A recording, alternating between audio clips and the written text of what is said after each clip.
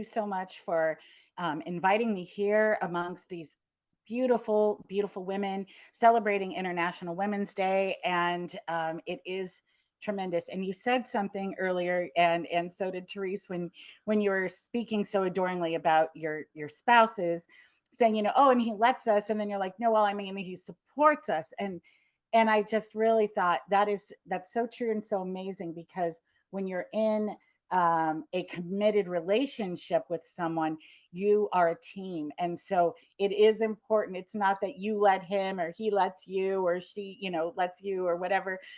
It's really just that you have that love, respect, and acknowledgement of supporting each other in whatever you do. And I just think that was so beautiful, and it touched my heart that you guys have such supportive partners in whatever it is that you do. So I wanted to say that. And also, she made me think of I step into my divine goddess, and my divine goddess is a warrior. And so, because I used to feel like it was one or the other, and that's what I've landed on, that I'm a goddess warrior. Whoa, Zers. Guys, talk about claiming it, right? Like, not only is she a queen, because we all are, but she is a divine goddess and a warrior. That is really that sense of oneness, that I can be all things. I can be all things, and it's beautiful. So let's get into this a little bit. We're going to do this one a little differently. We're going to do this interview style, which is great because I actually have not got to interview Rachel. I think you've interviewed me a couple times, but I don't think I've got to interview you yet. And I think that's fascinating. Sorry. I'm just not sure what happened with my screen there. But anyway, so let's get into it. Rachel, first and foremost, you are a grief warrior. So what does that mean, and why do you call yourself that? Well, for me, a grief warrior can mean many different things to different people. And what I claim into my space is that I am someone who is there to support you and fight alongside of other people who are experiencing grief and are on a path of transition and transformation that happens when you experience a life changing event. For me, I have a focus on widowhood because I am a widow. But other people, it can look like the loss of parents, siblings, or a child. It can also come in forms of divorce and even good stressors like retirement or empty nesting, when you just really don't know what to do anymore and you're trying to figure those things out. So it really, grief can come into all different levels of transition and transformation through your life. So I'm there to Wow. support them when they're not able to stand up strong, and I'll keep supporting them along that journey until they're able to help others fight as well. So that's really that warrior spirit. That warrior spirit, that's warrior energy, that warrior, oh, invitation. And so I love that you said when they're not quite ready or able to stand up for themselves. Rachel, was there a time that you wish that you had a warrior walk in and help you? Yes. In fact, I have not throughout the course of my life been a stranger to loss in many different traumatic ways. So, starting from a younger age in high school, losing friends, to sudden illnesses like an asthma attack, through longer illnesses like leukemia, and then more and more traumatic deaths through car accidents and violent crimes, things like that, started to infiltrate my life, to the point that it became very scary for me to want to connect to anyone new in my life. I almost felt like I was some kind of bad luck charm, and the stories that I told myself about not wanting to make new connections. And through that time, I met my husband, and he and I were best friends, and ride or dies, and massively in love with each other. And then we would also fight like crazy because we were very passionate people. And he was tragically killed in a motorcycle accident by an underage driver who was under the influence at the time. And through that experience, I was so low, and all I could think is just this inner screaming on the inside that was so completely relentless. But to the outer world, it was, "Oh, I'm doing okay. I'm hanging in there. We're doing fine." And I was fooling everyone except the people that were living in my home, which were my children. And that was really an experience, that woke me up and realized I needed to do something different, and I needed to make those changes because I was being very unhealthy and I wasn't loving myself and I wasn't taking care of myself. I was numbing the pain with alcohol. I was numbing the pain with food. I had gained over 100 pounds. I didn't want to get off the couch. And I was at such a low point that I actually overheard my children asking, "Who are we going to live with if mom dies?" Because I don't think she's going to live very much longer. And it was in that moment that I walked back upstairs. I said, "Okay, anything that can help move this needle, anything that can help this change, because I don't do this anymore." And I didn't know who to look to, because when you're in grief and you're in loss, you're surrounded by people who love and care for you. And that their interpretation of what that is looks very different than what it is that you actually need. And so you Right. isolate. Yeah, I'm sorry, I didn't mean to Yeah. interrupt you, but you're absolutely right. So they're already thinking, well, they've been through enough heartache. I can't let them do such and such. So your sense of freedom and what you well, how people are judging it as right or wrong, good or bad, you don't want anybody to know any of this stuff. So you, in fact, like you said, isolate, and then the shame blame game starts really eating away with you. So is it safe to say that you stepping up as a grief warrior is you being the person that you wished you'd had? Yes, it is. I also came into a point of, it was the beginning of the pandemic when I was self isolating and then the world was isolating. And on the positive side of that, it slowed down enough to where I was able to get very clear that I had a purpose, and that this pain and these things that I've experienced, and watching my children experience these same pain, the same pain in a very different way, was so hard to overcome, and it was so hard to feel that healing. And I thought, if I can provide that love, that support, and that level of understanding to anyone else who is in that position, then that is what I have to do.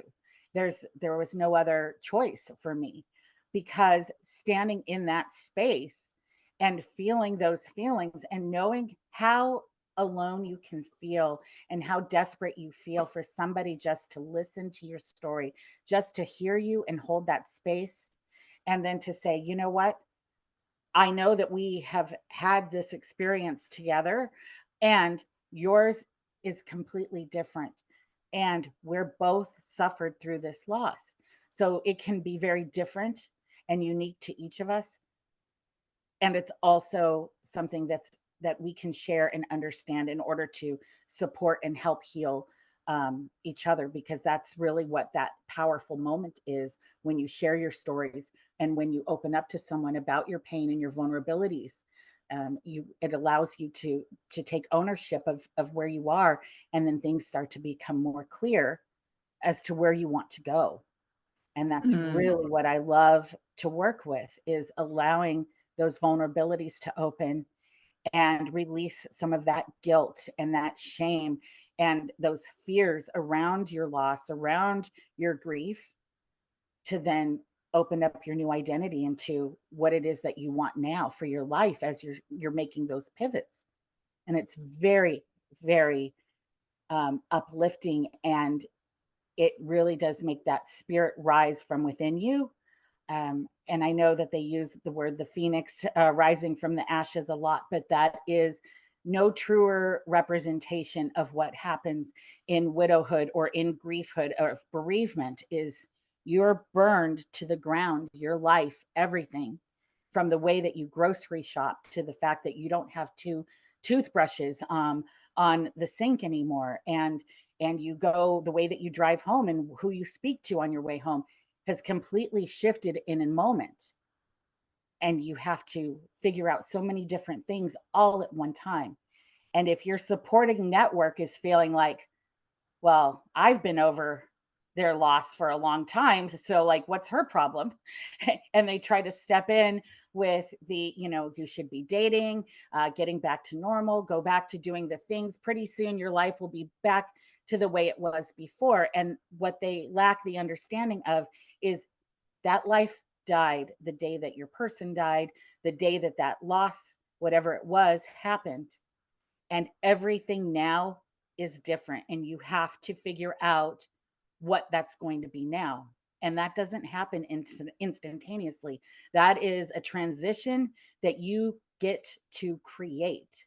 And that's the magical Mm. part. And that's the empowering part of what I do and how I help people, because they don't understand a lot of times that this is where they're wide open to bringing in joy into their life, bringing in that creation from that place of joy, and saying, this is what I've always wanted. I wanted to be a dolphin trainer at SeaWorld. I wanted to be a super spy, taking those things in and saying, okay, this is what I want to do. And knowing and learning and understanding that you're not dishonoring the person that you've lost, the person that you cared about, or whatever that is. It's because you have created and experienced this life with this person who has shaped you into the person that you are right now, and has given you this unique perspective and these unique tools. I'm certainly not the woman that I was at 22 when we, ran over to Rocky Point and spent the night dancing away. Mhm. It changed. Responsibilities came in, our children came in, our life came in, and we learned and we grew. And now I was this whole different person, and I needed to find out who I was now at that core and decide what I wanted to do from there, and do that with imagination and glee, and not from a place of being a prolonged victim. Mm. Not from lack or unworthiness, not enoughness, but to have this choice. You said that's where the transition happens. This is where the fun happens. I get to create my new identity. Now I'm going to just take us over a journey a little bit, which kind of like brings in Joyly, is that an opportunity came up for you last September, I believe it was, where you got to be the keynote speaker at the Modern Widows Club convention. And it was not only a great opportunity, let's be honest, there was some fear that stepped in during that time. And you were like, am I ready? What will I speak about? How will I keep them activated and ready for 45 minutes? And we crafted together this beautiful journey that you took them through. And you got to actually have Cheryl deliver the chair of joy to that convention, and you really stood up and shone. So can you take us through that journey of, like, from the beginning of them asking to what it felt like as people were crying, sitting in that chair and celebrating you and what you'd done for them? Oh, that was the most amazing, beautiful experience of my entire life. I was incredibly nervous because I was used to speaking on Zoom and virtually, doing, radio or that type of interviews that were either I was visible from the waist up, or not at all. And so suddenly I'm on this stage and I didn't even know what to do with the lower half of my body. I just was like, do I walk over here? Do I go over there? I mean, it was very like intimidating. And um, um along with me, there were so many other amazing keynote speakers, and like John Polo, who is also he's a widower, and he shares his stories and his things. And it was very, I felt very intimidated, and they were all so kind and encouraging. And I really just, when Cheryl walked in and wheeled in these two chairs, this beautiful white throne, and then this orange one for the children's chair, where where I was able to talk and connect in about widows with children and these other widows, because all of their stories are so amazing. And wherever they are on that path, there, if they are a brand new widow or they've been widowed for 15 years plus, they still have this amazing journey and this amazing joy and this amazing spirit that they're coming and they're ready to step into something. And they embraced this chair of joy, which was a last minute addition, and it was perfect. And talking about divine timing, I could have fallen apart because what I had originally planned fell through, and I thought, "Oh no, what are we going to do without that?" That was like the main fun thing. Like in this keynote, this my whole speech was around this one thing. And then I thought, "But what if it could be about joy?" And it could be about creating oneself from that place of joy. And as these beautiful, beautiful women came and sat in that chair and recalled memories, whether it was of their husband or wife who had passed away, or if it was some childhood memory or some thoughts of delight in the future that they were looking forward to, they wept tears of joy, and they embraced and they hugged and they were just loving every minute of that experience of what they went through, because it was so incredibly empowering.